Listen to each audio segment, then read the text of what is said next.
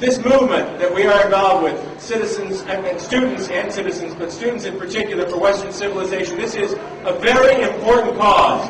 And it signifies an understanding of the fact that today, in America and certainly in Europe, the whole idea, the concept of Western civilization and all it has given this world, if nothing else but the rule of law, the respect for individual rights, these are things that we should all be proud of, regardless of where we come from, regardless of what our backgrounds are. When you come here to the United States or when you come to Western Europe, we should be proud of the fact that that's our heritage, that is the heritage. And you know what is great? I talked night before last at American University, and it was interesting and challenging. There were like 400 people, 390 on their side, and 10 of us on our side.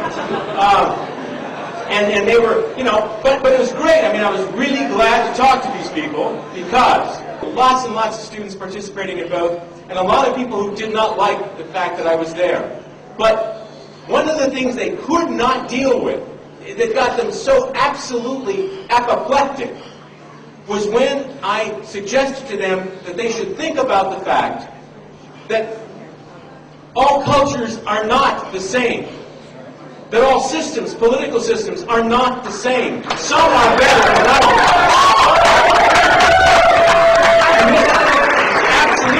Absolutely drove nuts. I mean, they went crazy because they just can't deal with this. Because they have been, they've been for years and years and years told how rotten we are, how terrible we are, how everything in the West is bad, how America is nothing but a place where people came and for pillaging and rape and murder and robbery. And so it's so hard for them to think that we have something here of value. But I told them that it's easy to prove what I say. That I'm not just saying this rhetorically, that there is empirical proof that what we have is better than any place else on the planet. And that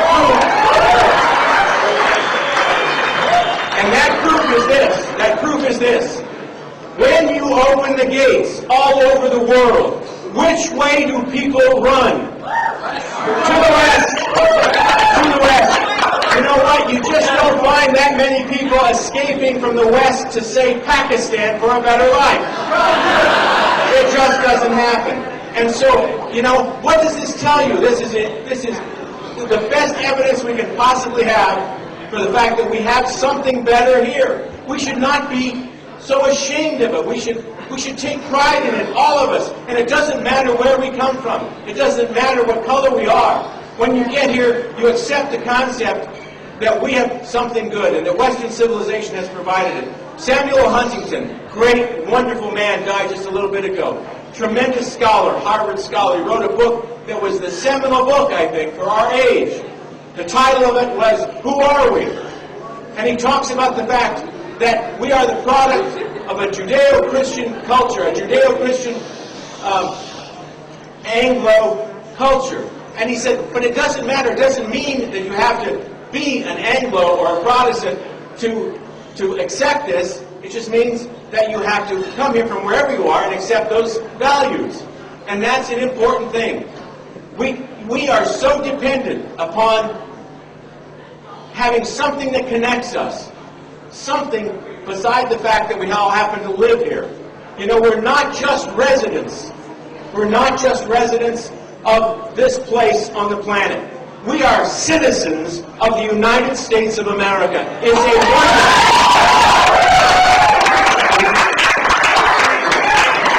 And you want to come here, and that's fine. But you know what we should expect from anybody that comes to this country?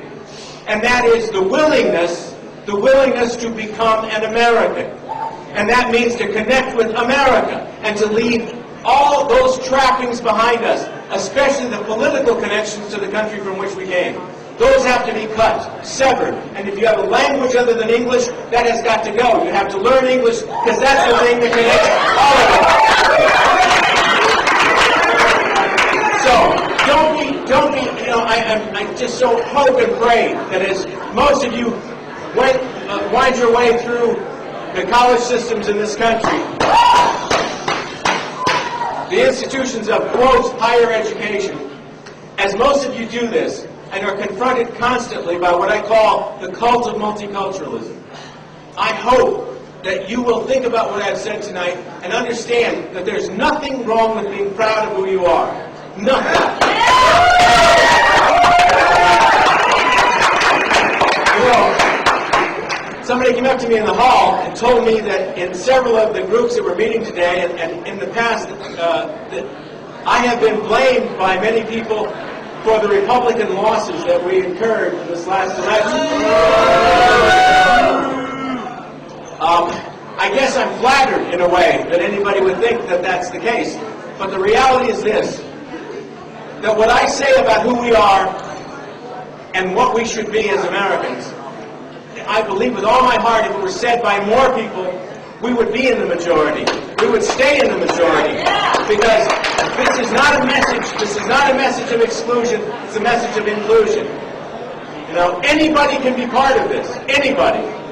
Nobody is excluded because of their race, their color, or their creed. All that we ask is that you actually, in your heart, become an American.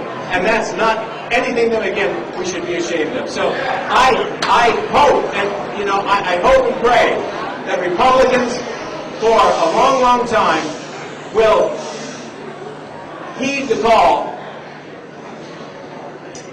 to revitalize America. If you're looking for a cause, if Republicans are looking for the thing that will bring them back to power, I suggest it's this. It's you present to the American public the face of someone who is proud to be an American. Yeah. You know, that will give us something to hang our hats on. Something different than the other party, which is trying its best to destroy everything we have believed in. We do offer hope. We do offer it to everyone who comes here. Everybody is looking for that one silver bullet. What can we do? What can we say to bring us back? That's every single thing that's happened here tonight and today and tomorrow at this conference. What can Republicans do? Well, I'm telling you, it's don't pander. That's rule number one. Don't pander.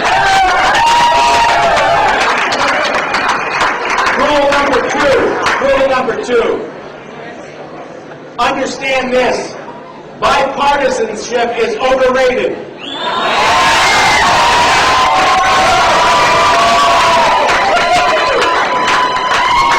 I don't care to elect anybody who's going to go to Congress or to the state legislature, for that matter, and sing Kumbaya with the Democrats. That's not what I want. I'm looking for somebody who will say, look, we've got a different agenda. It's better than the other guys, and we want to fight it out. You know, and I want to fight it out in the marketplace of ideas. And I'm not afraid of it, and I'm not ashamed of it, and I'm going to fight the other guys every step of the way. And I'm not going to give in, because compromise has led us to where we are today. Tell America that you stand for something. Tell America that principles matter, that an agenda of hope and freedom matters, and you're not kidding about it, and that you're not going to go to Congress or anywhere else and drink the Kool-Aid. That you are going to do those things that you promised people you'll do. You'll actually put into practice what you say.